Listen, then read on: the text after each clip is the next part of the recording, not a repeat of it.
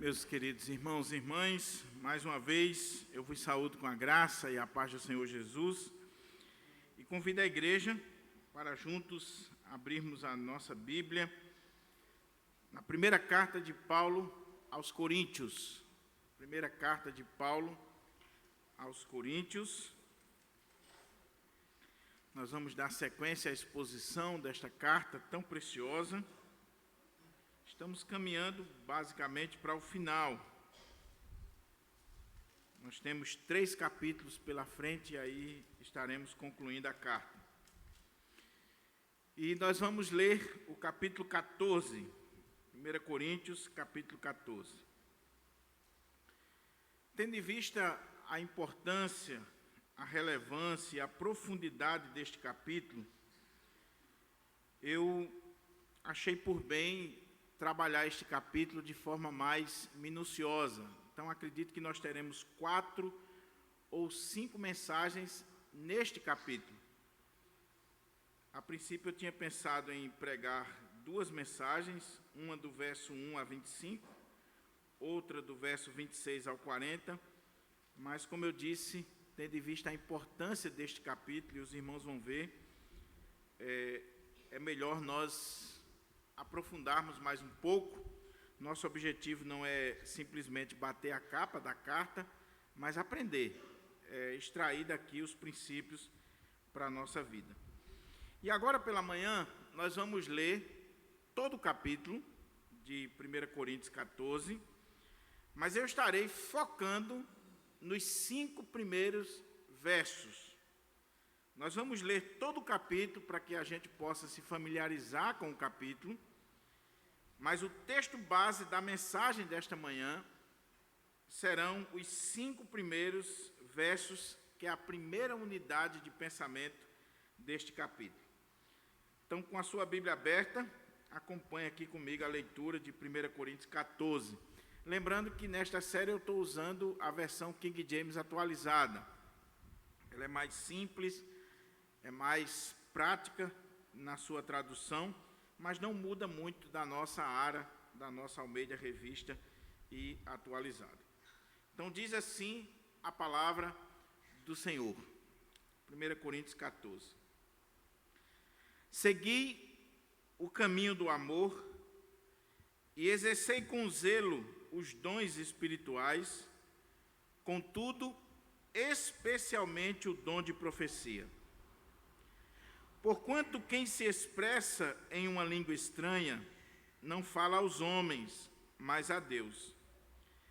De fato, ninguém o compreende, pois em espírito fala mistérios.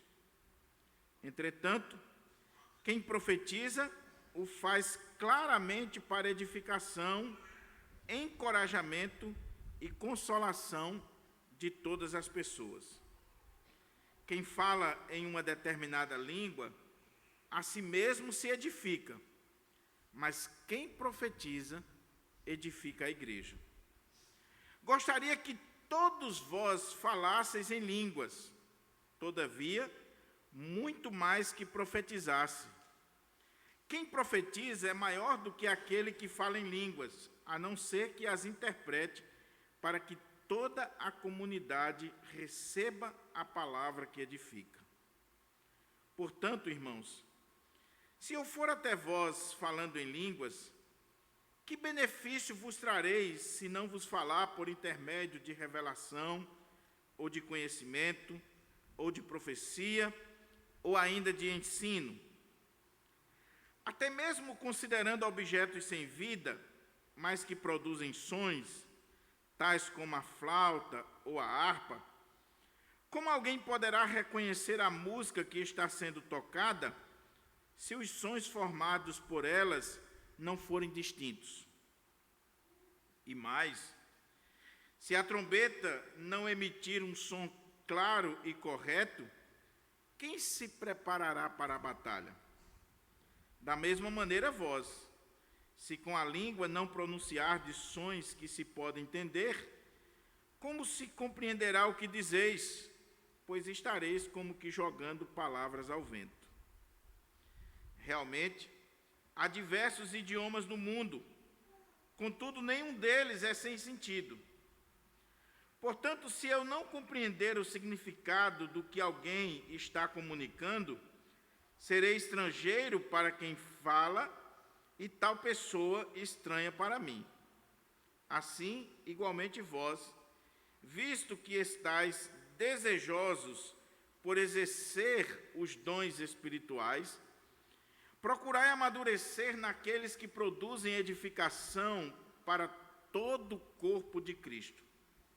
Sendo assim, aquele que fala em uma língua, ore para que possa interpretá-la corretamente. Pois, se eu oro em uma língua, meu espírito também ora, mas o meu intelecto fica improdutivo. Diante disso, o que farei então? Orarei com o espírito, mas no mesmo tempo com a mente. Cantarei com o espírito, mas igualmente com a razão. De outra forma, se louvares a Deus apenas com teu espírito, como poderá alguém que está entre os não instruídos declarar o amém à tua ação de graças, visto que não entende o que dizes? É possível que esteja dando graças muito bem, mas o teu semelhante não está sendo edificado. Dou graças a Deus por falar em línguas mais do que todos vós. No entanto, na igreja, prefiro comunicar 5 palavras compreensíveis a fim de orientar os meus semelhantes, do que falar 10.000 palavras em uma língua estranha. Irmãos, não sejais infantis em vossa maneira de pensar, porém, quanto ao mal, sede como as crianças, contudo adultos quanto ao entendimento. Pois está escrito na lei, por meio de homens de outras línguas e por intermédio de lábios de estrangeiros, falarei a este povo, todavia, mesmo assim, eles não me ouvirão, diz o Senhor. Desse modo, as línguas são um sinal, não para os crentes, mas para os incrédulos. A profecia, entretanto, não é um sinal para os não crentes, mas para todos os cristãos. Se, portanto, toda a igreja se reunir no lugar, e todos falarem em línguas, e entrarem pessoas não instruídas ou descrentes, por acaso não dirão que estáis loucos?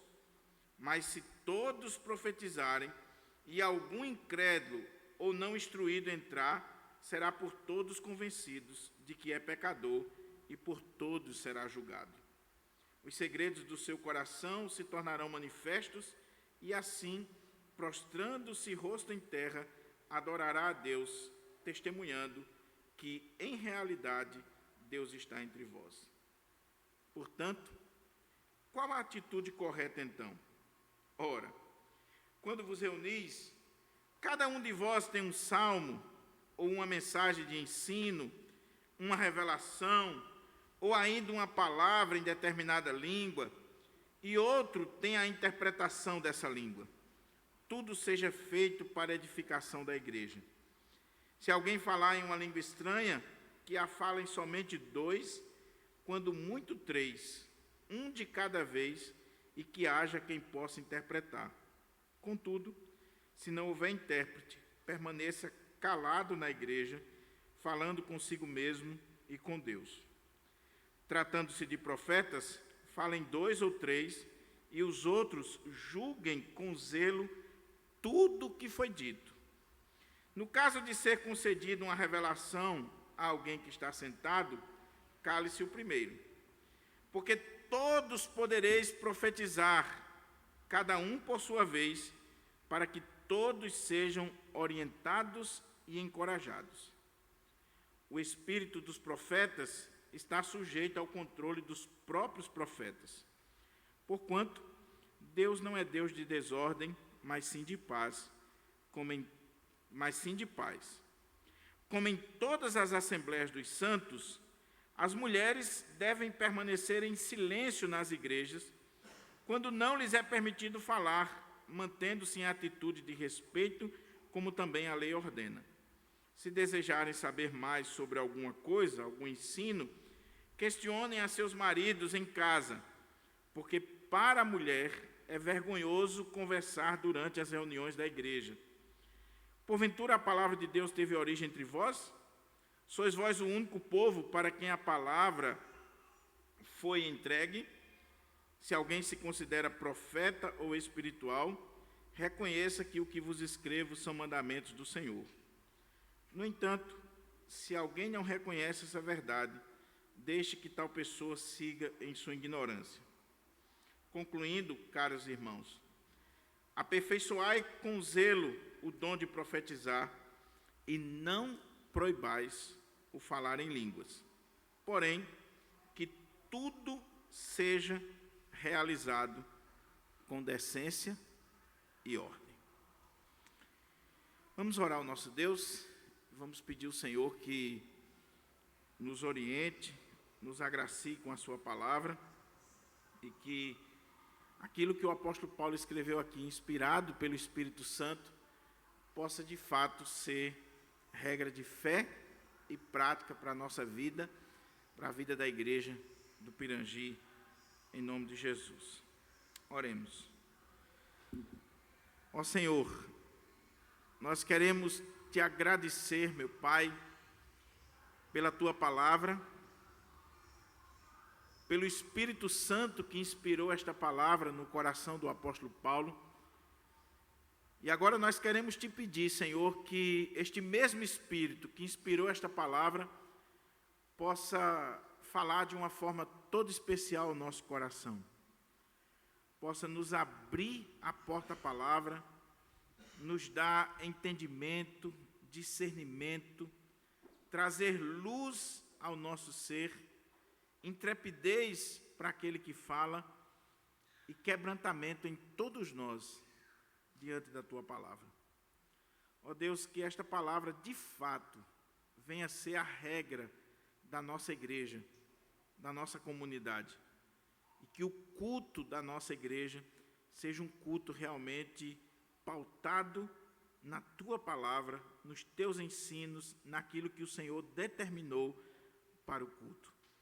É em nome de Jesus que eu te oro, pedindo que as palavras dos meus lábios e o meditar do meu coração sejam agradáveis na tua presença, ó Senhor, rocha minha e redentor meu. Amém. Amém. Meus irmãos e irmãs, conforme eu disse, eu li o capítulo todo para que você pudesse se familiarizar, mas gostaria de chamar a sua atenção apenas para os 5 primeiros versos que eu passarei a ler. Diz assim, 1 Coríntios 14. Segui o caminho do amor e exercei com zelo os dons espirituais, contudo, especialmente o dom de profecia. Porquanto quem se expressa em uma língua estranha não fala aos homens. Obrigado, amigo. Não fala aos homens, mas a Deus. Não fala aos homens, mas a Deus.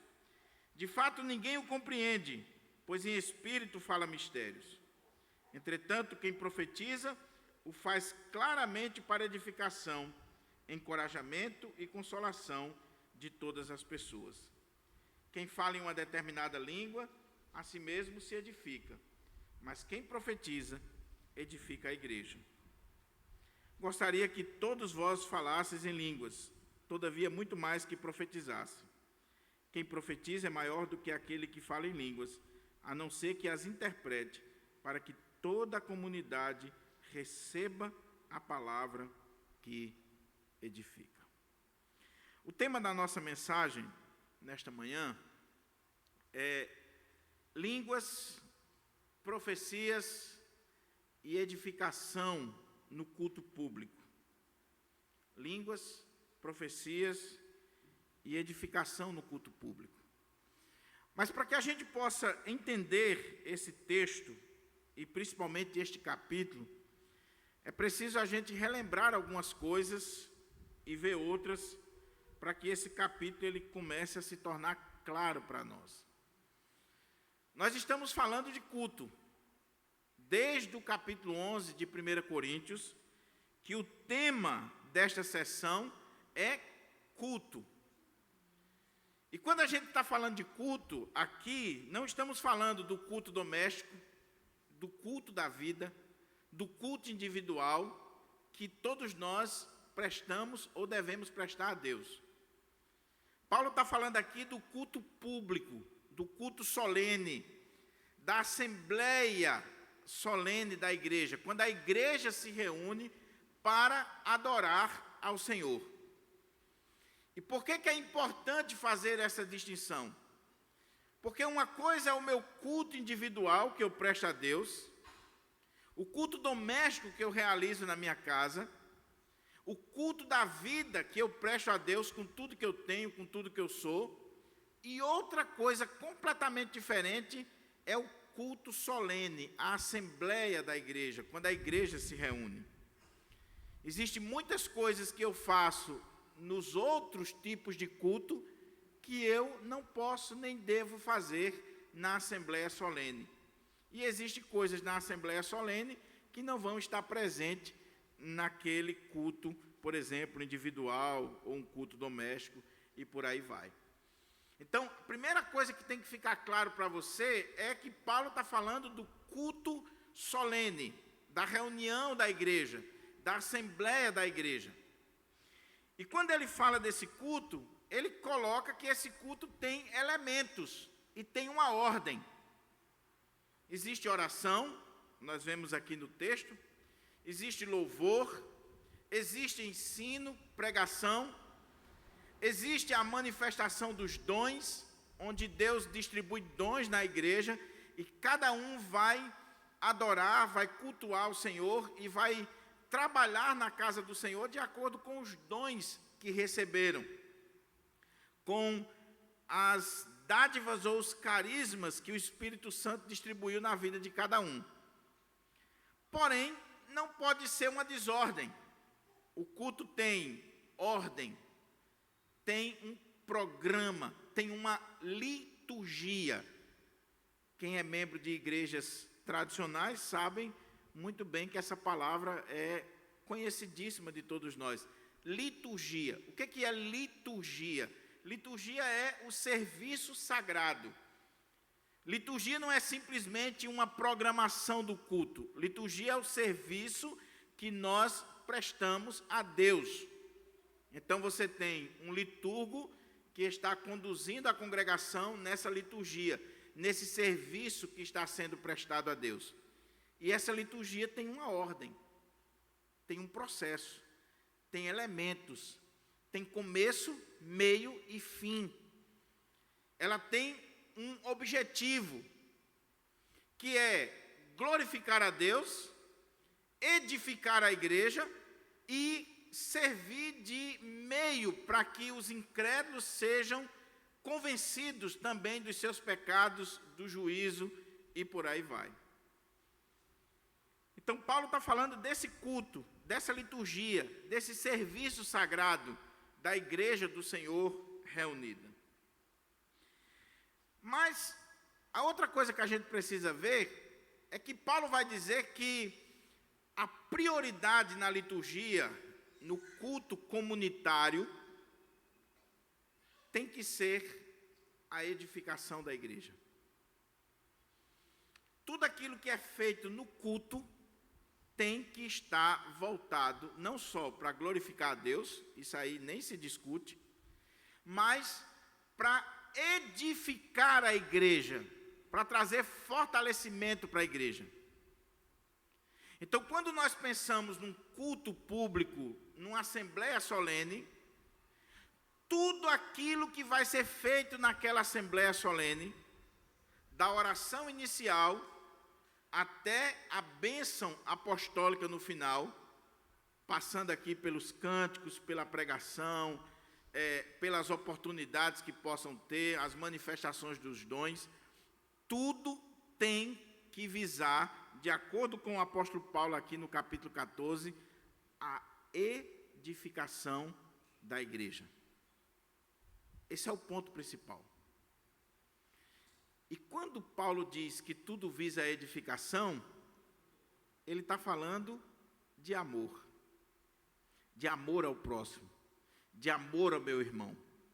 Porque se você lembrar do capítulo 8 de 1 Coríntios, quando Paulo vai dizer o conhecimento ensoberbece, mas o amor edifica. O conhecimento traz orgulho, mas se eu tenho amor, eu busco a edificação.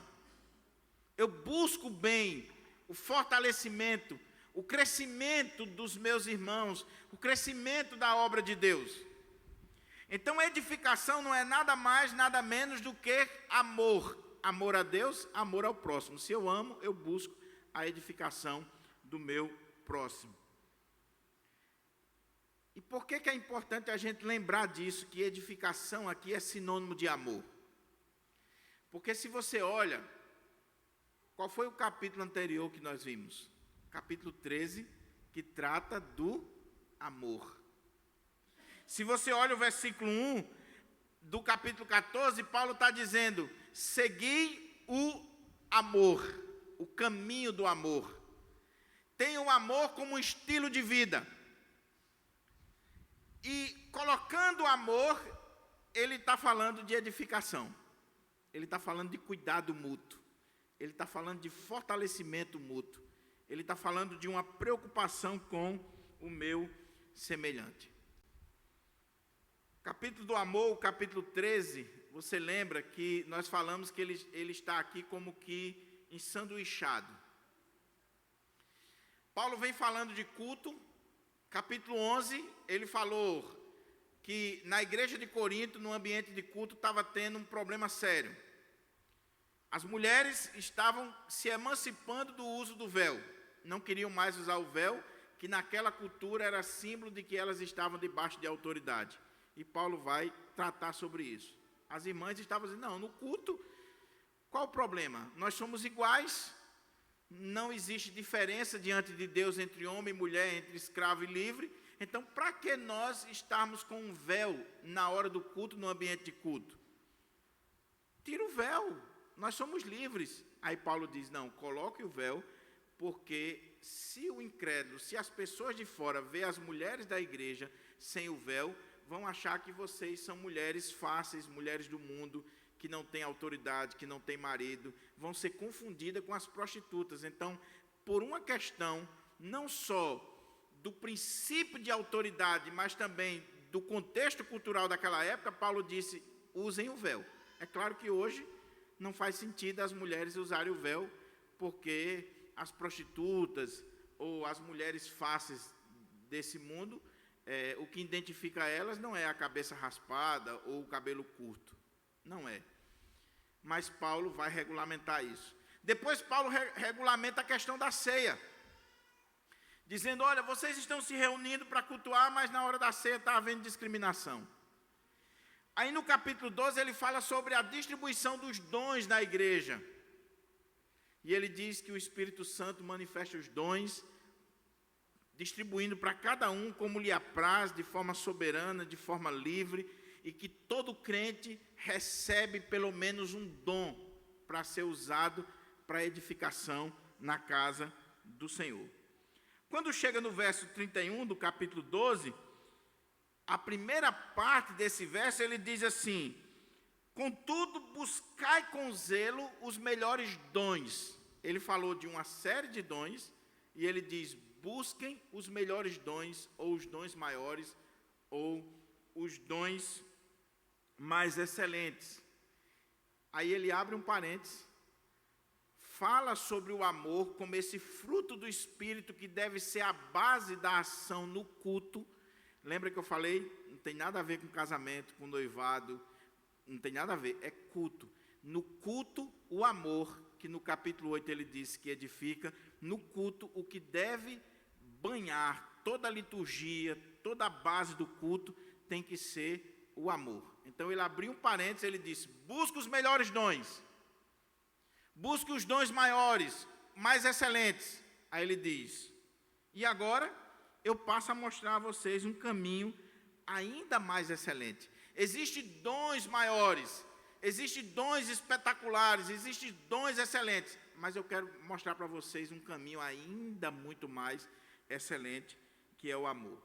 E depois que ele abriu esse parênteses, que ele falou sobre o amor, aí vem os dois primeiros versos do capítulo 14. Olha como é que diz aqui, capítulo 14, versículo 1.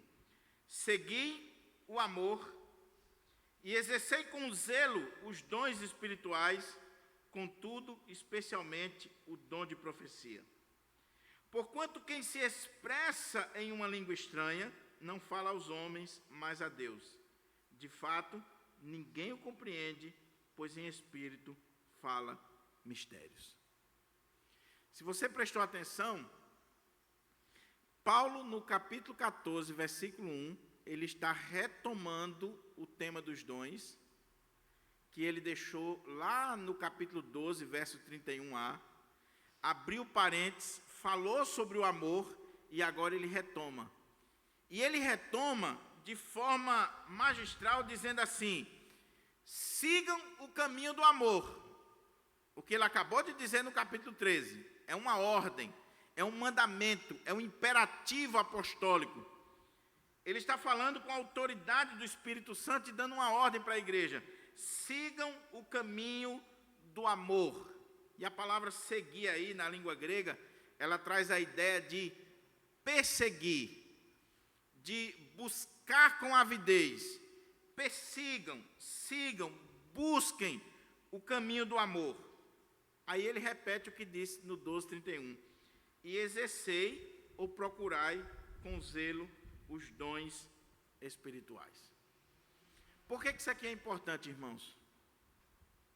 E esse texto é difícil, é polêmico. Todo este capítulo não existe unanimidade entre os estudiosos, e que Deus possa nos dar a graça da gente elucidar aqui aquilo que é para a edificação da igreja. Por que é importante o que Paulo está dizendo aqui? Porque lembra que eu falei que existe pelo menos 3 grupos que interpretam a questão dos dons? Você tem os ignorantes, que não conhecem os dons, que não sabem nada dos dons. Você tem aqueles que são os cessacionistas, que dizem que os dons foi para o primeiro século e que cessaram lá no primeiro século, tinham uma função no primeiro século. E você tem os continuistas moderados, aqueles que dizem que alguns dons ainda estão em vigência, e aqueles continuistas que são mais de linha pentecostal, que colocam todos os dons e que dão um apego maior, principalmente ao dom de línguas e dom de profecia, que é o que Paulo vai trabalhar aqui. Mas existem teólogos reformados, até presbiterianos, que vai dizer: meus irmãos, a igreja não precisa mais dos dons. A igreja precisa do amor. Olha o que Paulo disse aqui: o amor é o caminho mais excelente. E o amor é maior do que todos os dons, é mais importante do que os dons. Então, o que a igreja precisa nos nossos dias é do amor e não dos dons. E faz um contraste entre dons e amor e coloca um contra o outro, como que Paulo estivesse dizendo assim, uma coisa ou outra. E não é isso que Paulo está fazendo aqui. Paulo está dizendo que o amor é o caminho mais excelente, mais sublime, sim.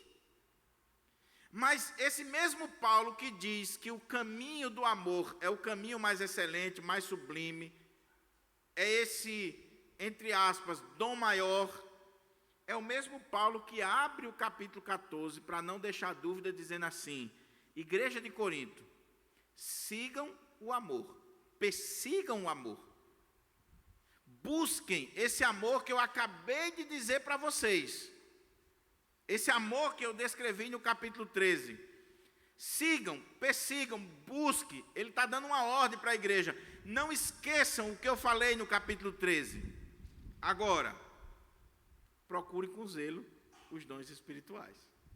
Ou seja, não despreze os dons. E aí você vê claramente a importância dos dons espirituais na vida da igreja. Os carismas, essas dádivas do Espírito Santo na vida da igreja. E como eu disse, alguns vão querer dizer que eles ficaram no primeiro século, mas nós seguimos uma linha de que esses dons são importantes, que esses dons são para a edificação da igreja, e que ainda hoje o Senhor distribui os dons como Ele quer, como lhe apraz.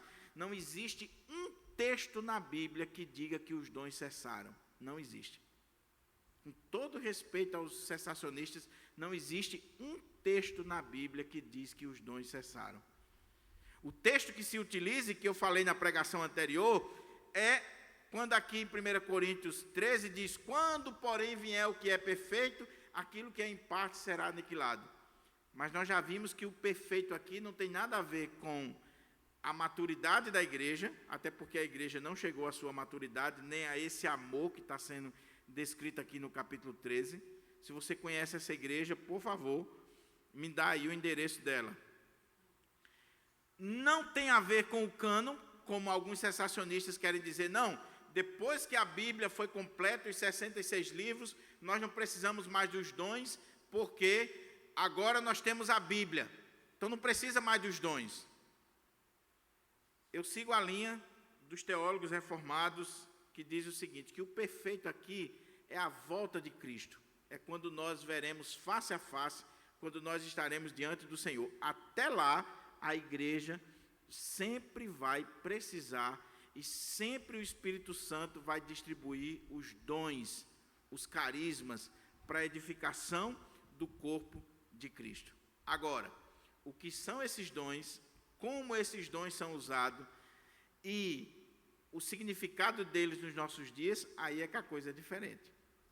Então, com isso em mente, meus irmãos, veja que Paulo não está fazendo aqui um contraste ou colocando um contra o outro, amor e dons. Ele está dizendo, sigam o caminho do amor, mas busquem, procurem, exerçam com zelo, com paixão, com toda a força do seu ser, os dons espirituais. Busca os dons espirituais, que ele acabou de dizer no capítulo 12, verso 31. Contudo, buscai com zelo os melhores dons. Agora, no 12:31, quando ele disse essa mesma coisa que ele está dizendo aqui no capítulo 14, verso 1, quando ele disse, busque os dons espirituais, ou procure os dons espirituais, ele disse, procure os melhores dons. E a pergunta é, existe um dom melhor do que outro? Aí, quando ele chega no versículo 1 do capítulo 14, ele vai dizer qual é esse melhor dom para a igreja, ou esse dom maior. Ele diz assim, segui o caminho do amor e exercei com zelo os dons espirituais. Contudo, especialmente o dom de profecia. Ou seja, quando ele disse no 12:31 que você deveria buscar os melhores dons, ou o melhor dom, ele vai dizer, quando eu falei isso aqui no 12, e eu abri o parênteses para falar do amor, o amor como a base, como ingrediente para a vida da igreja, quando eu falei do melhor dom, eu vou dizer agora a vocês, na minha perspectiva, e ele era inspirado pelo Espírito Santo, qual é o dom que você deve buscar na igreja. Aí ele diz, procura os dons espirituais, mas especialmente o dom de profecia. Com maior avidez, procurem o dom de profecia. Porquanto, quem se expressa em uma língua estranha, não fala aos homens, mas a Deus. E de fato ninguém o compreende, pois em espírito fala mistérios. Entretanto, quem profetiza o faz claramente para edificação, encorajamento e consolação de todas as pessoas. Meus irmãos, que coisa extraordinária Paulo está fazendo aqui. Volta a fita um pouquinho. Eu disse que Paulo está falando de culto, culto público. Paulo está falando de liturgia. Paulo está falando desse serviço sagrado que a igreja presta a Deus quando ela está reunida no dia do Senhor em adoração a Deus. E eu disse que essa liturgia não é necessariamente aquele programazinho do boletim, mas essa liturgia, ela tem a ver com a edificação da igreja, o propósito dela é a glória de Deus, a edificação da igreja e que os incrédulos sejam exortados a respeito do juízo. E quando Paulo está pensando nessa liturgia, nesse culto, e nos dons que são manifestos no culto, para cumprir esse propósito da edificação, ele diz que essa liturgia, ela tem uma ordem, ela tem um entendimento, ela tem um princípio, que é o da edificação. Você pode resumir esse capítulo em 3 palavras, se você quer uma dica homilética para você pregar esse capítulo em um sermão. Primeira palavra, do verso 1 até o verso 19, Paulo está falando de edificação.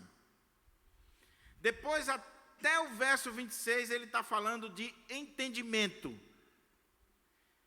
E do 26 até o final, ele está falando de ordem. Então, ele diz que no culto, no ambiente de culto público, essas 3 coisas têm que acontecer. Edificação é o propósito. Então, tudo tem que girar em torno da edificação. 2, entendimento, clareza. Não pode ter nada no culto que não venha para o meu entendimento. Não pode ter coisa aqui no culto que seja, é mistério, irmão. Isso aí é um mistério. Não tem quem entenda, mas é para Deus. Não pode. Daí os reformadores, por exemplo, baseado nesse texto, foi que os reformadores aboliram com a missa em latim. E o culto passou a ser na língua do povo, no vernáculo. Por quê? O povo tem que entender o que está sendo dito, o que está sendo cantado, o que está sendo falado. E a missa na Idade Média, e até a década de 60 no nosso país, era em latim. O fiel chegava, o padre estava voltado para o altar, rezando lá umas orações, lendo textos, tudo em latim. Quem não entendia latim não sabia de nada.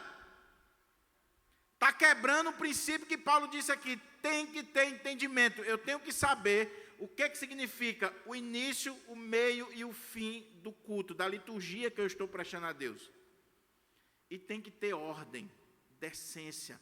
O culto não pode ser uma bagunça. O culto tem que ter começo, meio e fim. O culto, todo mundo pode participar com os seus dons, com os talentos, com os carismas que Deus deu. Agora tem que ter ordem. E qual era o problema da igreja de Corinto, meus irmãos? É que a igreja de Corinto, primeiro, eles começaram a achar que de todos os dons que Paulo falou no capítulo 12, que está distribuído em toda a Bíblia, outros dons, como eu disse, aquela lista do 12 não é exaustiva, eles começaram a dizer os dons mais importantes são os dons de línguas, os dons espetaculares e o dom de profecia. Então, naquela igreja de Corinto, só tinha boca, só tinha dom de língua, dom de profecia, os dons espetaculares, e o culto da igreja era uma bagunça. Gente falando línguas, gente profetizando, gente sapateando no meio da igreja, como acontece hoje em muitas igrejas. Então, havia uma loucura naquele culto. Não tinha entendimento, era uma bagunça geral. Porque todo mundo queria falar na língua dos anjos, queria mostrar uma espiritualidade acima da média. E aí, Paulo vem e diz assim, segui o caminho do amor e exercei com zelo os dons espirituais. Eu não estou dizendo que vocês desprezam os dons, não. Contudo, meus irmãos, eu quero que vocês busquem especialmente o dom de profetizar. Nós vamos chegar aqui no profeta. Mas por que ele está dizendo isso? Porque quem se expressa em uma língua, quem fala em língua, e aqui a versão King James colocou uma língua estranha, mas essa palavra não está no original, essa palavra é por causa do contexto, mas pode dar a ideia de uma língua misteriosa e a gente precisa ter cuidado. Paulo está dizendo literalmente, pois quem se expressa em uma língua não fala aos homens, mas a Deus, e em espírito fala mistério, e ninguém entende. Esse versículo aqui divide pentecostais e tradicionais, e divide entre os próprios reformados, os intérpretes reformados, a respeito do significado dele. Não é tão simples e não é tão fácil quanto parece. Deixa eu tentar explicar aqui para você. Porque o que Paulo está dizendo aqui? Paulo vai mostrar para a igreja que buscava línguas e profecia, e estava tendo uma confusão dentro da igreja entre aqueles que tinham o dom de profecia e aqueles que tinham de língua, porque os que tinham o dom de línguas e que estavam exercendo as línguas na igreja, até porque eles achavam que estavam falando na língua dos anjos, eles se colocaram superiores aos que profetizavam, aos que ensinavam e aos demais irmãos, de tal maneira que todo mundo ficou querendo buscar o dom de língua. Porque se você fala numa língua que ninguém entende, e se de repente isso mostra que você é uma pessoa mais espiritual, quem é que não quer aquele dom? É porque nós somos numa igreja tradicional, mas se você fosse numa igreja pentecostal, e quem já passou por uma igreja pentecostal, sabe que quando você não fala línguas numa igreja pentecostal, você é um crente de segunda categoria. Você está lá embaixo. Agora, quando a pessoa fala línguas, e quanto mais língua ela fala, mais sinônimo de espiritual, de um homem de Deus, de uma mulher de Deus, que o Espírito Santo está agindo. Um pastor, olha, às vezes eu vou pregar em algumas igrejas pentecostais, aí eu prego 1h e 10, como os irmãos sabem. Já fui pregar numa igreja pentecostal que o pastor disse assim, quando o relógio bateu 0 ali, aí o sermão acabou. Eu digo, ok.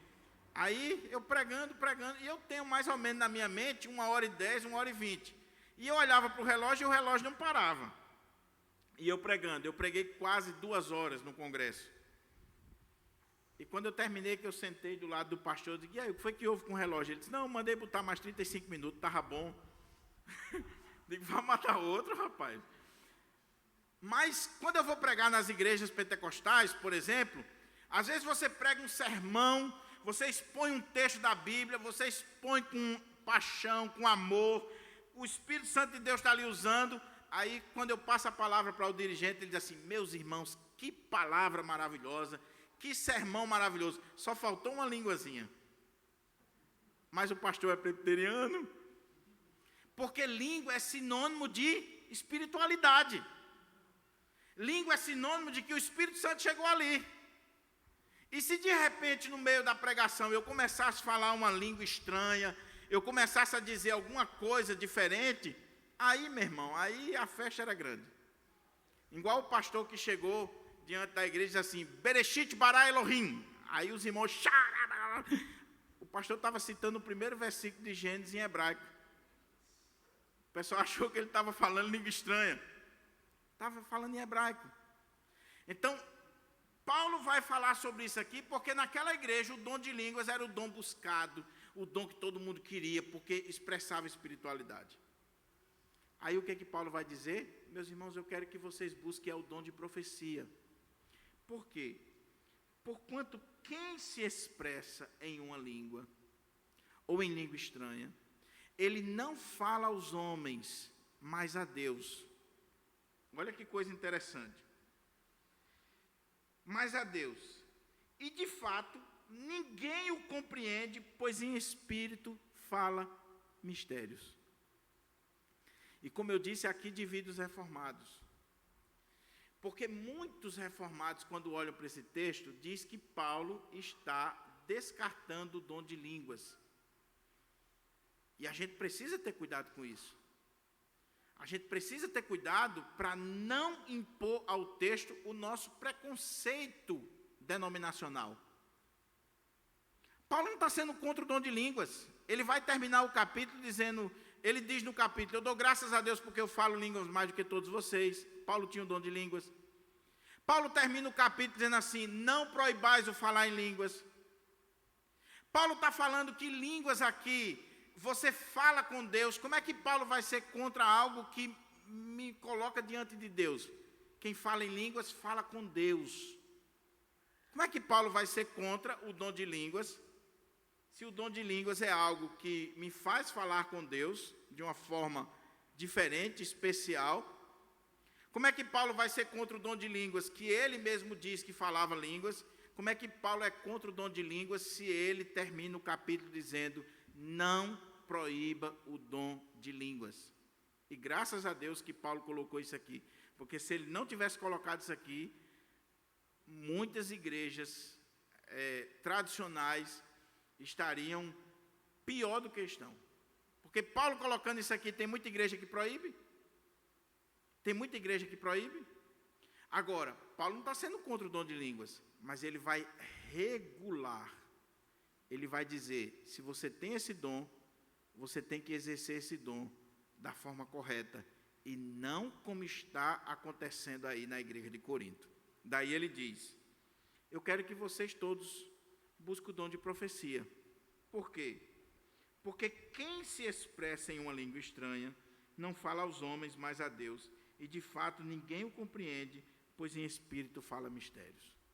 Aí qual é a divisão aqui entre os reformados? A divisão é, existem reformados que entendem que o dom de línguas aqui de 1 Coríntios capítulo 14, versículo 2, é o mesmo dom de Atos capítulo 2, quando o Espírito Santo desceu e aquele povo falou em línguas, e todas aquelas pessoas que estavam ali de nacionalidades diferentes, cada um entendeu na sua própria língua.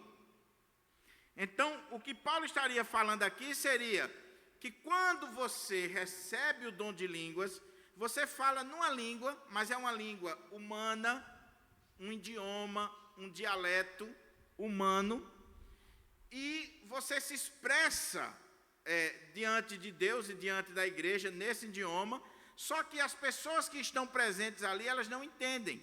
Por exemplo, vamos dizer que eu recebesse aqui de forma milagrosa o dom de línguas e eu começasse a falar aqui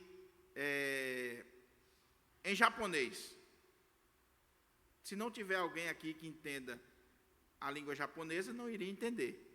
Eu estaria falando aqui diante da igreja mistérios. Então muitos intérpretes dizem, olha, Paulo está falando aqui de idioma. Alguém que recebeu o dom e está falando numa língua, num idioma humano, mas que a assembleia não entende, então ali ele está falando mistérios. É a mesma coisa de Atos. Outros intérpretes, inclusive reformados, e eu sigo essa linha aqui, entende que essa língua aqui é diferente da língua de Atos 2.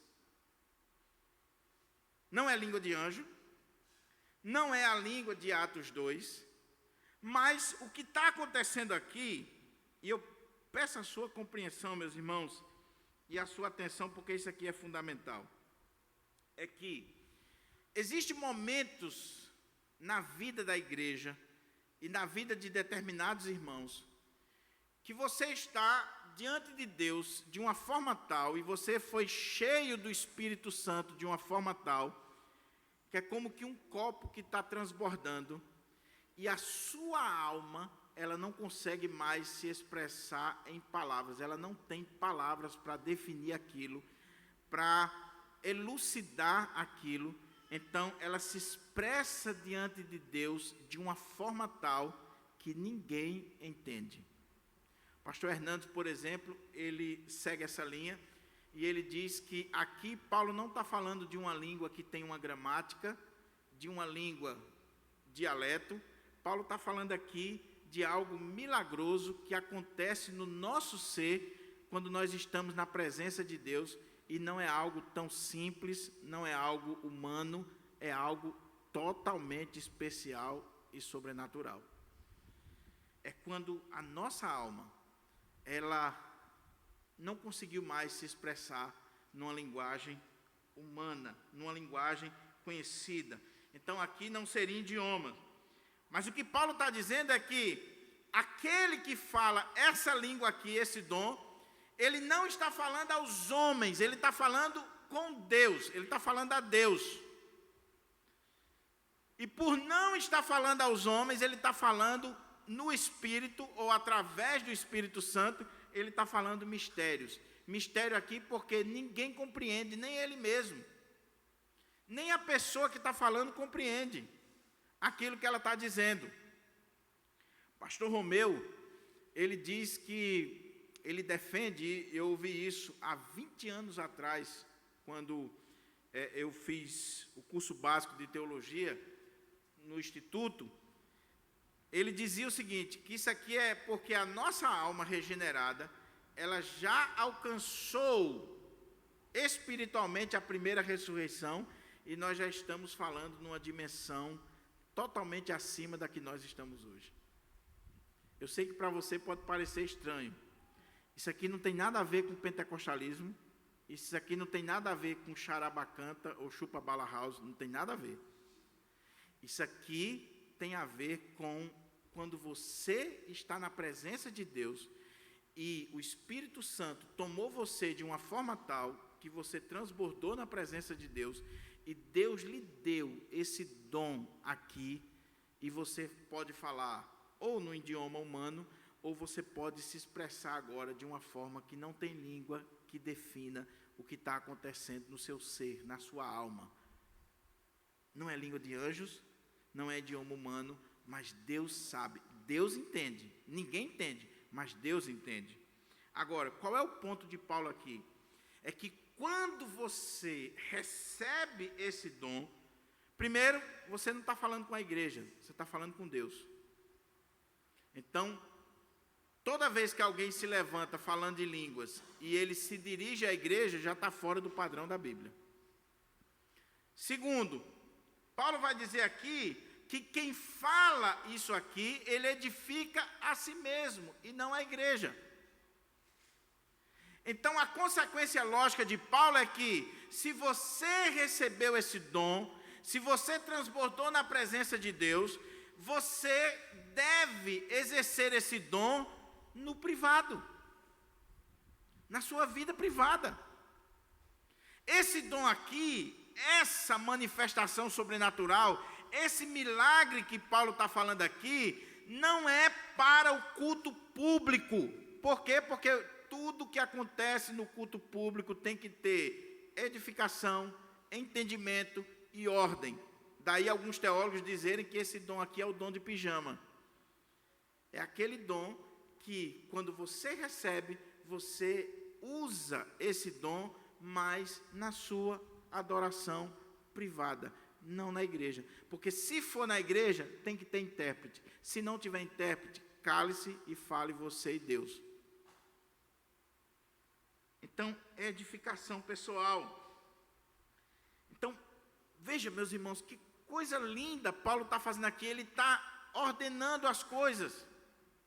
Ele não está sendo contra o dom, ele não está sendo contra as línguas, mas ele está dizendo que quem recebe esse milagre das línguas, seja idiomas, seja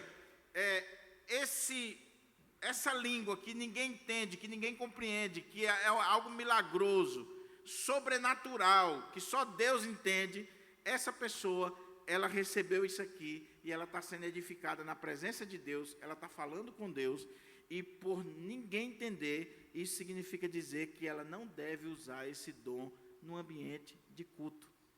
Porque se ela usar, ela vai estar usando, não vai trazer edificação, ela pode estar simplesmente querendo se promover com aquilo e já perdeu o sentido. Aí por isso Paulo vai dizer mais na frente, quando ele vai, a gente ainda vai ver todas as implicações, Paulo vai dizer assim, então, se você recebeu esse dom, meu irmão, ok, você fala diante de Deus, você está falando com Deus, é uma bênção, é edificação pessoal, você está diante do Senhor, e Paulo diz, eu dou graças a Deus porque eu falo língua mais do que todos vocês. Paulo dava graças a Deus porque recebeu isso aqui. Agora, na igreja, meu irmão, eu prefiro falar 5 palavras compreensíveis do que 10.000 palavras que ninguém entende. Na igreja, se você for falar em línguas, se você tiver a interpretação, ok. Se não tiver, fique caladinho. E outra coisa, e se mesmo que haja interpretação, olha o que é que Paulo vai dizer no restante do capítulo, que fale 1, 2, no máximo 3. Passou disso aqui, meu irmão, já não é o Espírito Santo.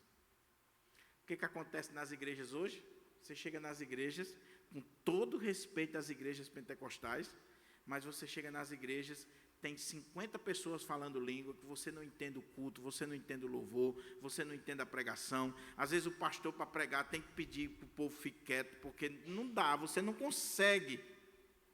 Você não consegue, porque está uma bagunça só, 50, 100 mil pessoas falando línguas, mostrando que aquilo ali é uma espiritualidade tal. E a ordem de Paulo?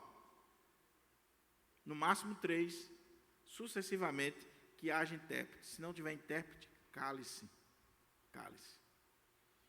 Então, os mesmos irmãos pentecostais que olham para nós e dizem assim, cadê o dom de língua em vocês? Nós também olhamos para eles e dizemos assim, vocês que estão falando, mais de 3 pessoas na igreja em línguas, vocês estão contrários à palavra de Deus. A Igreja Presbiteriana do Brasil, ela não é contra o dom de línguas. Ela é contra a que se fale mais de 3 pessoas, que não tem intérprete, e que se crie essa bagunça no culto. Mas se estiver dentro do que Paulo está dizendo aqui, a Igreja Presbiteriana do Brasil admite o dom de línguas, sem problema algum, dentro dos critérios que Paulo está dando aqui. Mas o ponto aqui, para a gente caminhar para a conclusão, é que Paulo está falando que quem fala em línguas edifica a si mesmo. E como eu estou edificando a mim mesmo, estou falando com Deus, estou falando em mistérios, estou falando na presença do Senhor, esse dom, ele é menor do que o dom de profecia. Na verdade, não o dom é menor, desculpa. Aquele que fala em línguas, ele é menor do que aquele que fala ou profetiza. Por quê? Já deu para pegar? Porque os melhores dons que Paulo falou em 12:31, é porque um dom é melhor do que o outro? Não. O melhor dom para Paulo é aquele que edifica a comunidade, a igreja. Não é que o dom de língua não seja um dom maravilhoso. Ele é bom. Foi o Espírito Santo que deu. Se é o Espírito Santo que deu, meu irmão, se não é invencionice sua, amém. Agora, o Espírito Santo deu um dom para você que vai servir para a sua edificação pessoal. Agora, o dom melhor que deve ser usado no culto é aquele que edifica a igreja toda. Daí Paulo dizer, segui o caminho do amor e exercei com zelo os dons espirituais, contudo, especialmente o dom de profecia. Porquanto quem se expressa em uma língua estranha não fala aos homens, mas a Deus. De fato, ninguém o compreende, pois em espírito fala mistérios. Entretanto, quem profetiza o faz claramente para edificação, encorajamento e consolação de toda a igreja, de toda a comunidade, de todas as pessoas. O que é o dom de profecia? Aqui é que a coisa pega também. Não é, nada aqui é fácil. Eu tive até vontade de botar Tiagão ou Guto para pregar esse capítulo, porque aí eu ficava só ali, só vendo para onde eles iam, a linha que eles iam seguir. Mas veja, o que é o dom de profecia? Primeira coisa, não confunda dom de profecia com ofício de profeta.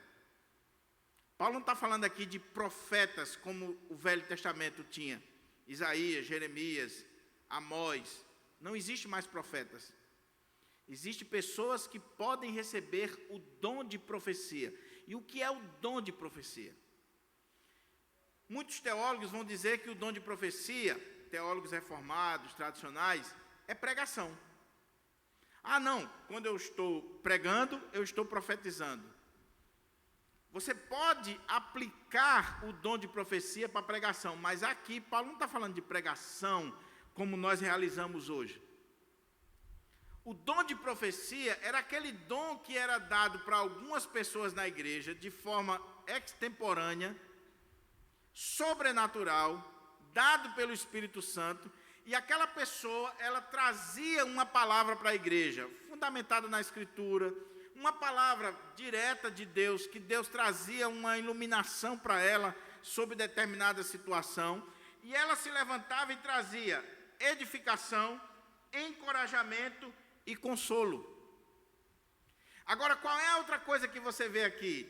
É que profeta aqui, o que tem o dom de profecia que está sendo usado, não tem nada a ver com adivinhar o futuro, nem a vida das pessoas.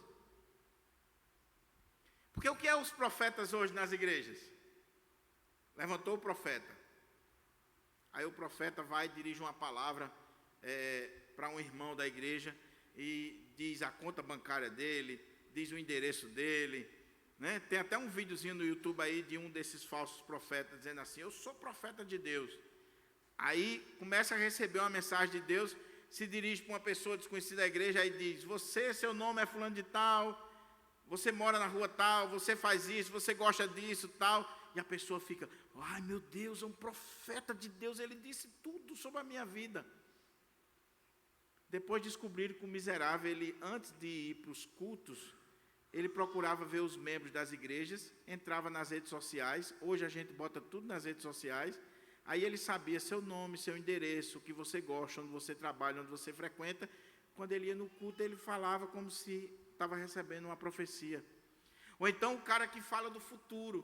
Profeta aqui, que recebeu o dom de profecia que o texto está dizendo, é aquela pessoa que se levantava na hora do culto e trazia uma palavra de edificação, de encorajamento, de consolo para a vida da igreja. Tinha nada a ver com o futuro, com predizer o futuro, com um vidente, não. Adivinhar a vida das pessoas, né? E tem profeta que adivinha a vida de todo mundo, só não adivinha a dele e da família dele. Sabe a vida de todo mundo, mas não sabe a dele. Então, Paulo está dizendo aqui, olha, busca o dom de profecia.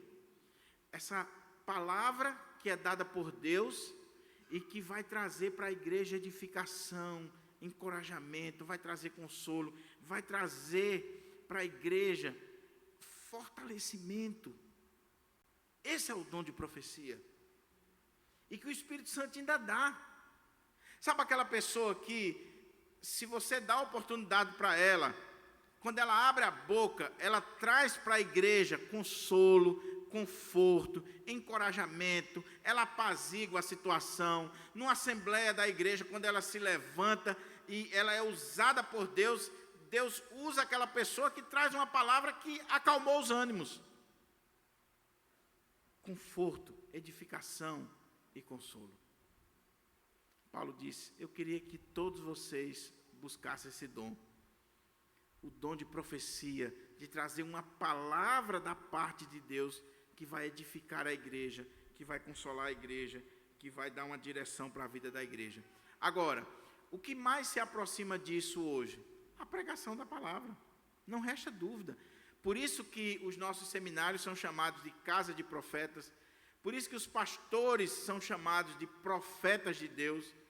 Não que eles sejam profetas que estão adivinhando, nada disso. Eles são profetas de Deus porque eles têm a missão de se levantar, de expor a palavra de Deus e, de expondo a palavra de Deus, trazer edificação, consolo e conforto para a vida da igreja. Paulo está dizendo: igreja de Corinto, não despreze os dons, busque os dons, mas principalmente esse dom de trazer uma palavra de edificação e de consolo e de conforto para a igreja. Porque vocês estão buscando o dom de línguas, vocês estão ávidos pelo dom de línguas. O dom de línguas tem sua importância? Tem, mas vai ter importância só para a edificação de vocês. Vocês estão falando mistério diante da igreja, vocês estão se promovendo, mas não está trazendo nem uma edificação na igreja. Estão falando um idioma ou uma língua que ninguém entende, ninguém compreende. Com Deus você está falando bem, mas e para a igreja? E para a igreja? Aí ele conclui dizendo assim, versículo 4: quem fala em uma determinada língua, a si mesmo se edifica, mas quem profetiza, edifica a igreja. O que eu acabei de dizer. Eu quero que vocês profetizem, busquem o dom de profecia, porque quem fala em língua está edificando a si mesmo. Não tem nenhum problema de você se edificar a si mesmo, nenhum problema. Agora, no culto público tem. Eu não posso, num ambiente de culto público, estar preocupado só comigo. Eu não posso. Só com a minha edificação. O culto não pode girar em torno de uma pessoa. O culto visa o coletivo. Então Paulo diz, por isso que eu estou dizendo a vocês, não estou falando mal do dom de línguas, busque os dons, mas dentre eles, o melhor que vocês deveriam buscar é o de profetizar, pois quem profetiza edifica a igreja toda. quem fala em línguas só edifica a si mesmo, a menos que interprete. Mas mesmo que ele interprete, aquela palavra é para Deus e não para a igreja. Agora, quem profetiza está falando com a igreja. Aí ele termina, versículo 5. Eu gostaria que todos vós falassem língua. E alguns acham que Paulo está sendo irônico, mas Paulo não está sendo irônico aqui. Eu concordo com o Dr. Augusto Nicodemos e com tantos teólogos reformados que discordam, por exemplo, de John Stott, que dizia que Paulo aqui está sendo irônico, porque os irmãos gostavam de língua, aí Paulo está sendo irônico com ele. Não, Paulo está dizendo, eu gostaria que todos vocês sim falassem línguas. Por que Paulo está dizendo isso? Porque aqueles que falam em línguas, eles vão se edificar na presença de Deus. Então, Paulo não pode estar sendo irônico, Paulo não pode estar desprezando.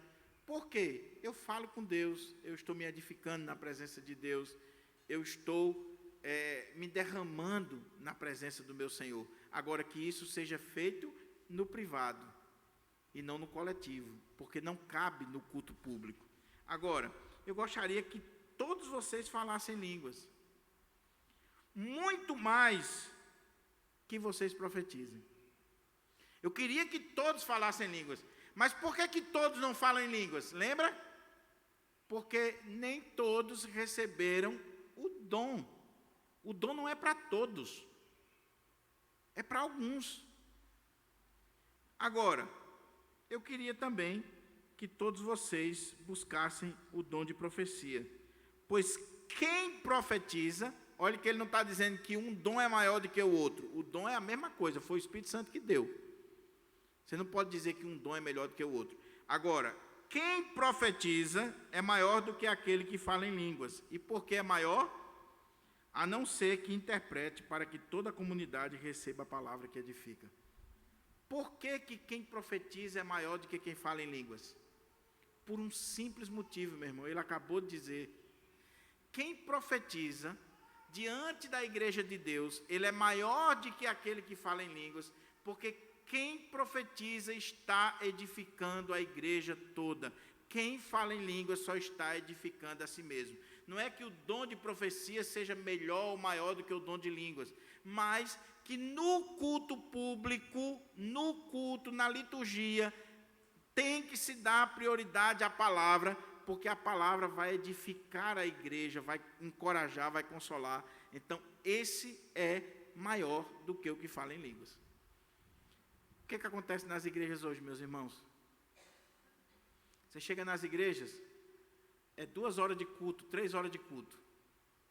Pegue louvor, pegue sapateio, pegue língua estranha, e quando chega na hora da pregação, pastor, o senhor pode falar 5 minutinhos, porque o tempo já está avançado, porque não sei o quê. É ou não é assim?